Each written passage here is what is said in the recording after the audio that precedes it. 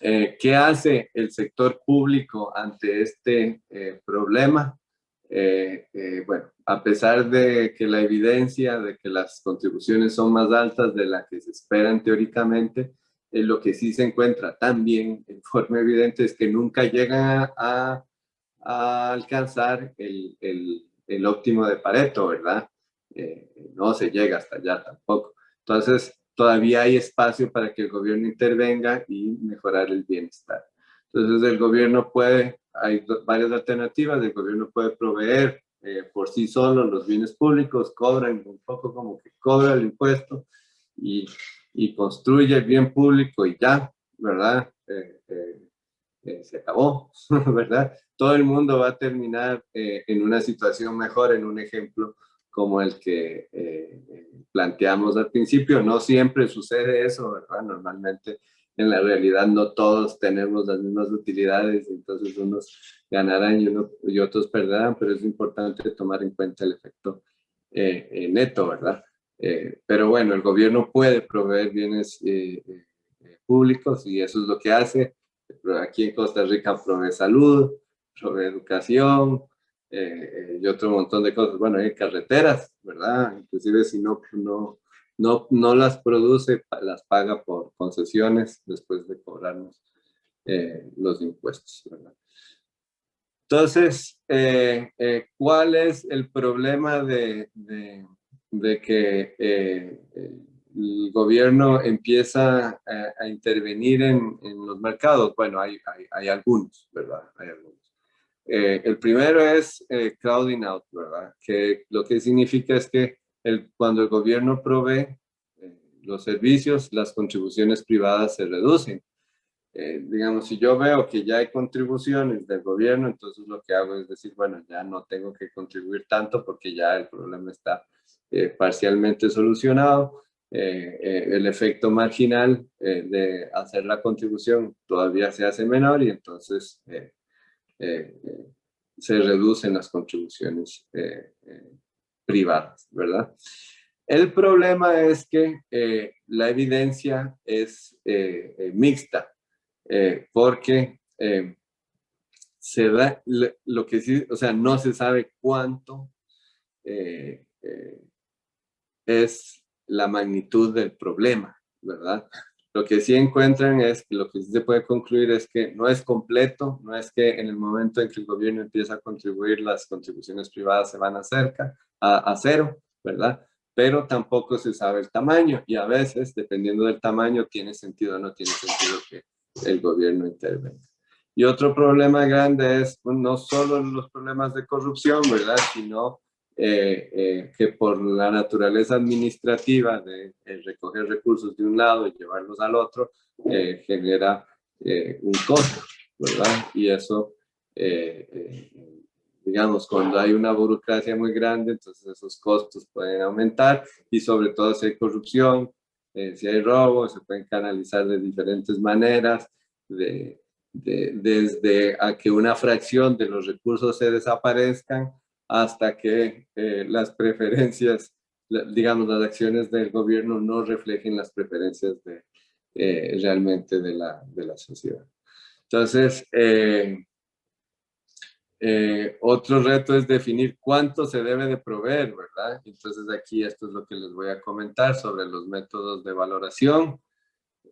Hay preferencias, estos les voy a hablar rápidamente. En las filminas van a quedar un poco más detallado cuáles son los métodos, pero les voy a dar una visión general para que sepan y sepan cómo entender un poco. Entonces, hay tres métodos de valoración. Uno se llama preferencias declaradas, otro preferencias reveladas y otro más nuevo que se llama satisfacción con la vida. El de preferencias declaradas, algunos se llaman valoración contingente y experimentos de escogencia. Entonces, valoración contingente es que llegan y le preguntan a la gente si estarían de acuerdo en, por ejemplo, parques nacionales, en pagar tanta plata por entrar a un parque nacional. Un parque nacional se puede ver como un bien público. Entonces, esa valoración, obviamente no le preguntan cuánto, porque la gente va a responder cero, Entonces le dicen, usted para tratar de eliminar ese comportamiento estratégico, le preguntan, ¿usted estaría dispuesto a pagar 30.000 colones por la entrada? Y la persona dice sí o no, ¿verdad? Y entonces ya no le da chance de bajar, nada más dice sí o no. Eso elimina hasta cierto nivel eh, ese comportamiento estratégico, pero no del todo, obviamente, ¿verdad? Porque igual pueden decir 5.000 y entonces, o 1.000, y las personas dicen, no, no, no voy a pagar nada, cuando sí realmente estarían dispuestos a pagar los 1.000. Y un poco la idea es que generan montos en forma aleatoria. Y entonces se empieza a preguntar a la gente y la gente empieza a responder sí o no. Y después relacionan el monto con la probabilidad de decir sí o no, que se parece mucho a una curva de demanda, ¿verdad? Entonces pueden cuantificar el porcentaje de gente que dijo que sí para cada uno de los niveles y entonces relacionan como la cantidad de personas, ¿verdad? O que demandaron el bien a diferentes precios y se ve muy parecido a una curva de demanda. Eh, Ojo, aquí está, por ejemplo, una aplicación a la entrada del Parque Nacional. Creo que Manuel Antonio Paz, ¿verdad? Ahí está para que vean más en detalle. Eso es de otro que es de experimento de escogencia.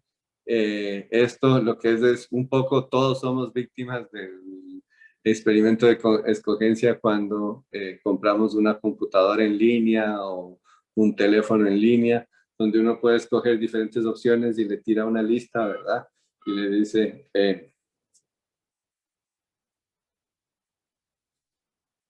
dice, si ven bien, ¿verdad? Sí. Y le dice, y le dice, por ejemplo, este tiene un disco duro tanto, este tiene velocidad tanto, en cambio este otro tiene un disco duro menor, este duro tanto, tanto, ¿verdad? Sí, todas las características y al final los precios. Entonces uno ve y empieza a analizar y dice, no, aquí la que, digamos, dada esta situación, escojo esta, ¿verdad? Uno lo que está haciendo es como tratando está comparando las características, ¿verdad? Y sumando, y los precios, ¿verdad? Entonces, a partir de esos trade-offs, ¿verdad? De cuánto dejo ir por el precio, o qué cosas quiero y estoy dispuesto a pagar más, entonces, a partir de ahí puedo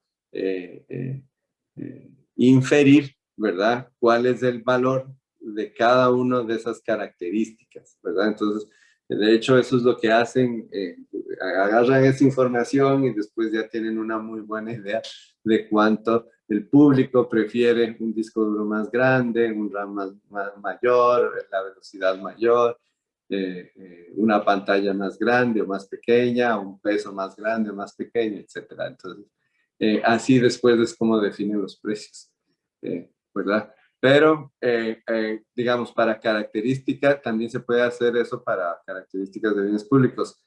Por ejemplo, si el parque tiene que tener canchas de fútbol o no, que si tienen canchas de básquet o no, que si le ponen parqueos o no, que si le ponen el estadio a la sabana o no. ¿Verdad? Todo eso se puede hacer encuestas con esas preguntas y la gente reacciona, responde, ¿verdad?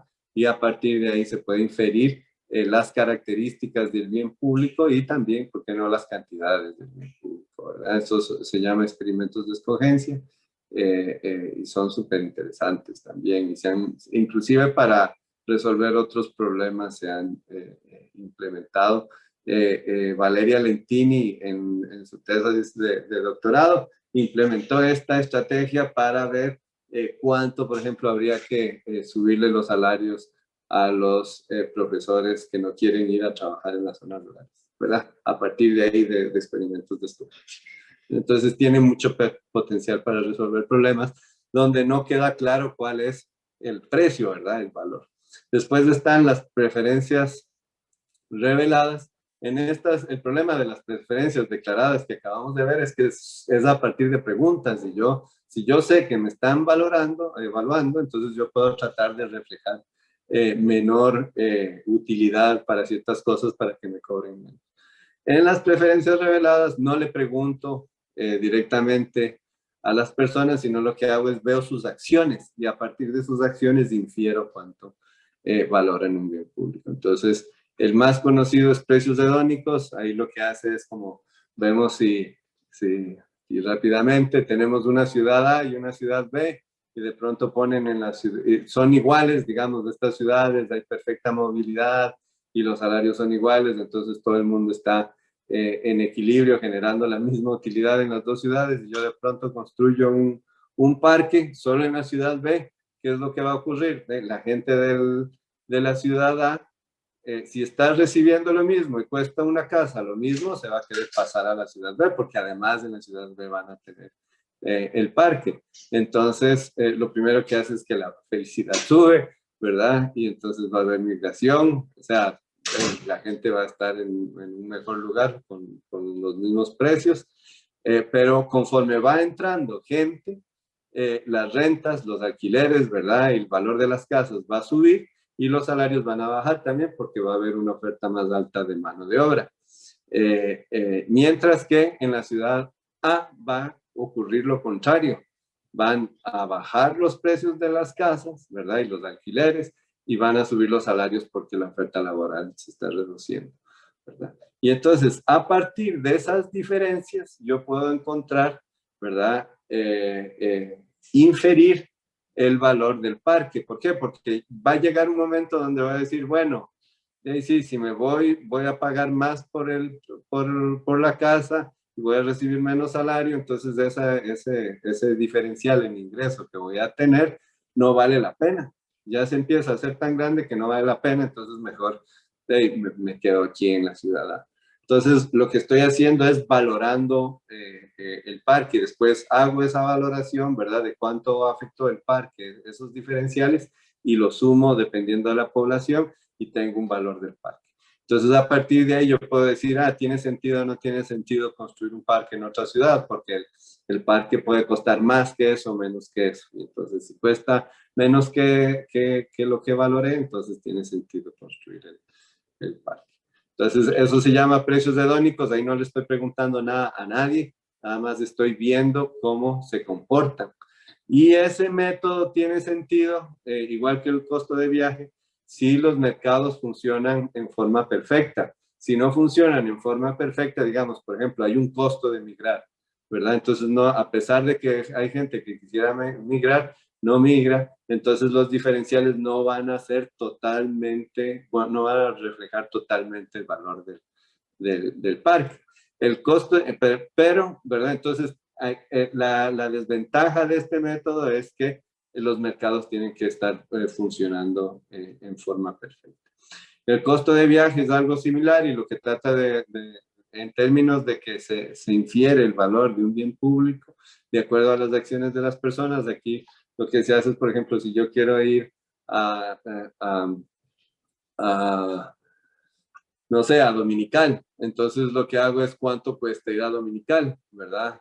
¿Cuál es el costo de ir a Dominical? Me tengo que quedar en unas cabinas, tal. Entonces sumo todo lo que yo pagué por ir a Dominical, y entonces eso es cierta información de cuánto valoro la playa, digamos, cuánto valoro Dominical o Manolantón, ¿verdad? Y eso es a través de costos de viaje. Y lo último es satisfacción con la vida, que sobre todo es un método complementario al de precios hedónicos, porque lo que está ocurriendo aquí es, vamos a ver si tengo la filmina, ¿verdad? La felicidad subió, ¿verdad? Y cuando empiezan a bajar estos, la felicidad sube, ¿verdad? Pero entonces ya empieza a bajar un poco porque empiezan a pagar más rentas y menos salarios, ¿verdad? Entonces dejan de emigrar hasta que la felicidad, digamos, los niveles de utilidad, cuando hablo de felicidad estoy hablando de utilidad, llegan a ser lo mismo, ¿verdad? Lo que pasa aquí,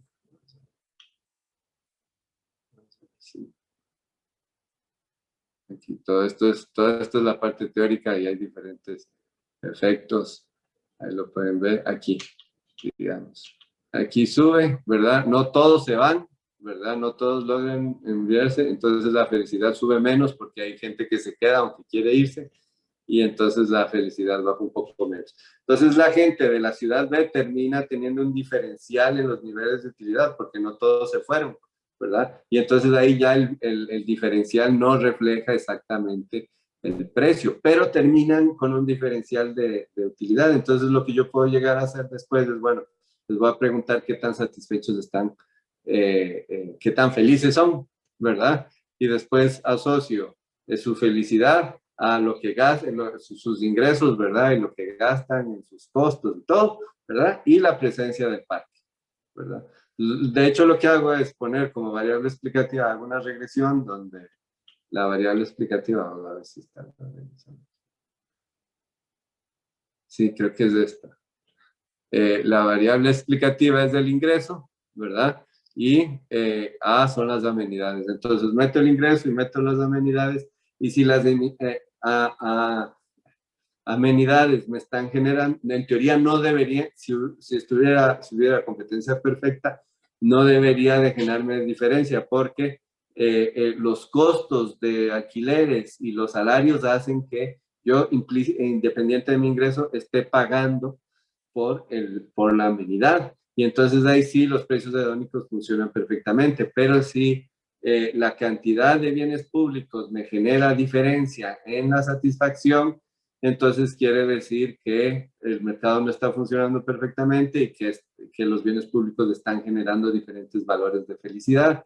Y a partir de ahí yo puedo valorar, porque lo que hago es nada más, agarro este beta 1, esto es mi ingreso y puedo calcular cuánto le debo dar a esta persona o le puedo quitar a esta persona para que mantenga su mismo nivel de felicidad si le doy una unidad adicional de amenidad. Entonces hago como un ejercicio de compensación, ¿verdad? De hecho no es disculpen, el Z es la amenidad, ¿verdad? Entonces con este beta 1 y este beta 2 yo puedo calcular eso. Entonces veo cuánto, digamos, si le doy una unidad de Z, que es la amenidad al individuo, cuánto le tengo que quitar para que se mantenga en el mismo nivel de satisfacción. Entonces calculo el valor que en promedio le están dando, porque el beta 1 y el beta 2 vienen calculados de promedio, le están dando la población al bien público. Pero también tengo, porque eso es lo que queda remanente después del ejercicio de precios hedónicos. Entonces tengo que sumarle el efecto de precios hedónicos y eso me da un valor completo de cuál es el valor. Entonces hay casos donde los mercados funcionan muy mal, entonces la mayor parte del bien público está valorada a través de satisfacción con la vida y hay casos donde el mercado funciona muy bien y entonces esto casi no da significativo y entonces es mejor nada más enfocarse en precios hedónicos. Entonces eso sería, ya vimos todos los métodos de valoración. Igual hay un montón de teoría detrás, si a alguno le interesa me dice, les puedo mandar algún tipo de literatura para